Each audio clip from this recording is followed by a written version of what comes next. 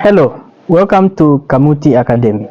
So today we are with curriculum, and we are going to talk about the functions and the functions of curriculum and the curriculum review. So to start with, we are going to define what curriculum is. So curriculum is defined as a set of educational goals, content, activities designed to facilitate the learning. So what we mean is a curriculum is just a roadmap that gives an outline on how an education system should be run or should take place.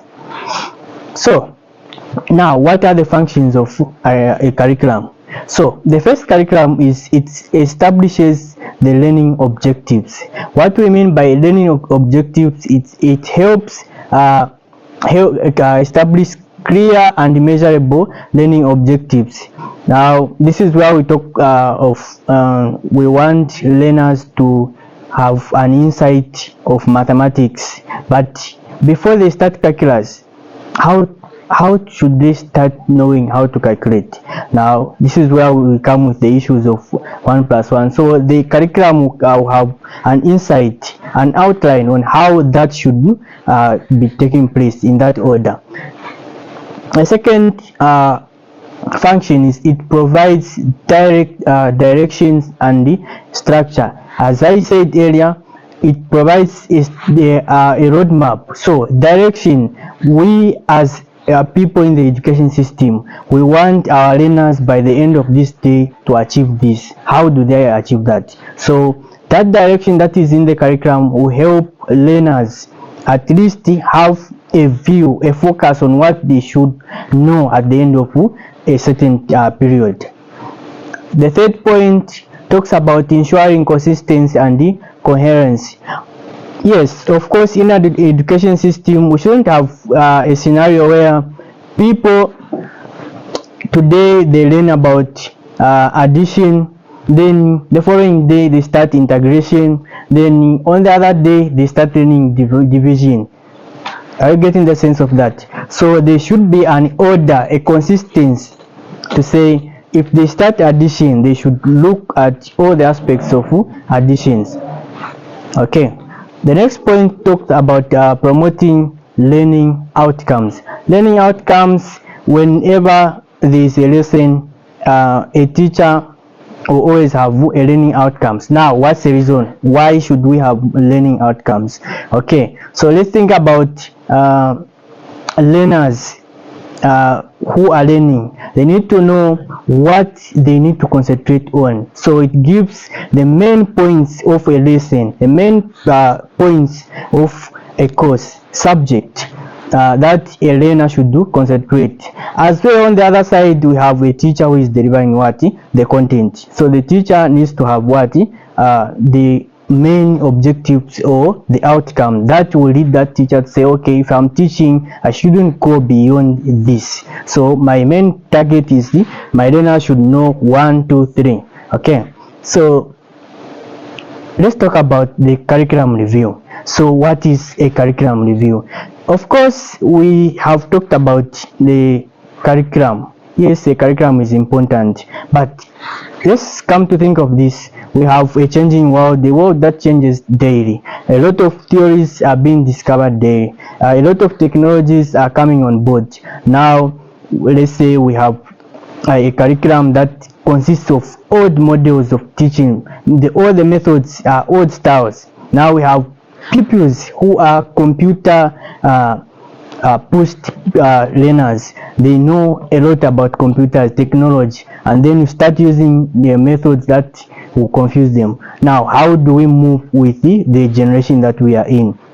That's where the issue of curriculum review comes in. So in short, a curriculum review refers to the process of evaluating, assessing the quality and effectiveness, and of course the relevance, how relevant is a curriculum. Okay, so why is it important? Number one, we have it evaluates student progress. Okay, what do we mean by student progress? It helps to establish clear criteria for evaluating student progress in achievement. A student wants to achieve something, and then how do they progress if they don't have, if the curriculum is not reviewed? So for it to be reviewed, there is need for a curriculum review. Okay, so it also provides a roadmap. We have talked about this a lot of times. Okay, so I'm here trying to go to a certain place. Let's say I'm in Chongwe and I want to go to Lusaka. Yes, I know that my destination is Lusaka, but how do I move from Chongwe to Lusaka? So a route that I'm using to go to Lusaka, that's the roadmap that we are trying to explain in the curriculum. Of course, we are talking about the times that are changing. So a curriculum review always will give a roadmap to those standard officers, the person in charge of the education process, to say, okay, now we have technology. How do we move from this type of teaching methods to the other? Okay. We want to develop individual skills. How do we develop individual skills? Let's say in a previous curriculum, we had a lot of methods, such as a teacher teaching the whole lesson, a teacher is just talking alone. Okay, and then we want to change that, because we want another methods such as hands-on. Pupils must be part of the lesson. Pupils must teach themselves. But how do we incorporate that? Through the curriculum review, we sit down, look at this, we have this problem, how do we solve this? And then we want to develop learner skills. We want our learners, not just that when they complete they should rush to universities. What if they fail? What should they do? The issues of entrepreneurship, how do they start? It starts through the skills that are being taught at the school level. So how do they start? By when the curriculum is reviewed and we look at issues to do with the skills that are in the curriculum, are they enough to give our learners skills? So in short, the curriculum offers the development of individuals. For them to develop, the curriculum has to be reviewed to compare it with the time that we are in. And then content selection. It's not everything that we learn or that we put in the curriculum. Sometimes we put something that we think is necessary, but at the end of the day we realize to say, why did we put this? Now for us to change that, we cannot change that unless if we have a curriculum review. We look at it, we review, say, okay, in the last curriculum a lot of pupils failed. Why? Because they were learning farming in Asia. A lot of pupils failed. Why? Because they were learning about Shaka. Okay, what else what can we put there for them to do it, to have a good content that will help them in future? So we start now looking at the content and we remove what is unnecessary. Okay, so we want to identify the strengths, maybe the gaps that are there, the weaknesses of the previous curriculum. That's the importance of a curriculum review. So we want to identify, okay, our previous curriculum had this weakness, it has this strength. How do we go about it? If it's a weakness, how do we remove this weakness to make it a strength? Okay, so that's one of the importances. Okay, when we talk about feedback, most of the times you find to say in the curriculum, when people are creating making the curriculum, a lot of people on the ground who are there on the ground, like teachers, they are not involved. So how do we involve them? It's through the curriculum review. The teacher who is going to teach will realize to say, oh, okay, in our curriculum we have this challenge. How do we solve this challenge? He will report to the authority, which maybe, let's talk about the deputy or maybe the head teacher.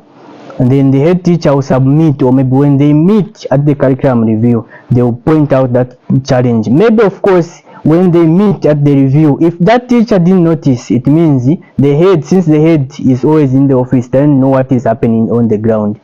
That problem won't be pointed out, but through the help of the teacher who is down, the point will come. Okay, Then we have flexibility and the differentiation. Let's consider whether the curriculum allows for flexibility, differentiation, and the cater diverse learning needs and interest of students. A lot of students have got a lot of needs, interest, but how do we cater? How do we cater for them? So the curriculum has to be reviewed to know if it is flexible for learners who have different interests. Okay, inclusivity and the diversity. Okay, now this is where we talk about the issues to do with the culture, the way we think at home, the way we think when we are at school. We have a lot of beliefs when we are at home, but how do we cope that with our education system? So the curriculum has to have a standard, say, okay, let's have this in a situation where this culture believes in this culture believes in that. How do you incorporate that? So when they have a review, they will decide to say, okay, don't you think this segregates this belief? So by doing that, we are trying to cater for everyone. Okay, so let's talk about what we have learned today. Tell me what you have learned. With me, I remember we talked about a curriculum. So we said the curriculum plays a very important role by giving a framework to the education system, and it has got important functions such as guiding the learners, guiding the teachers, giving specific objectives, and a lot. Okay, and then we talked about the curriculum review, which we said it is the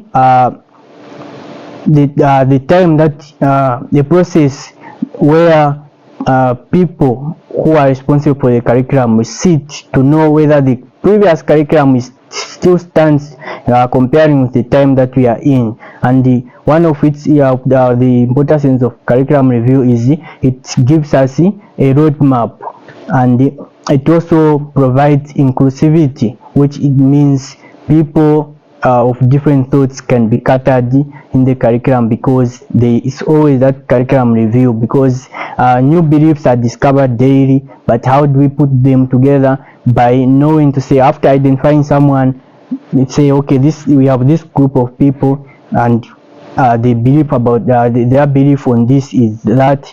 Now, how do we bring them together, since we have a lot of people who have different beliefs? How do we bring them together? Through the curriculum review. After identifying them, we sit together and look for a possible solution. Okay, so with me, that's what I had. Thank you.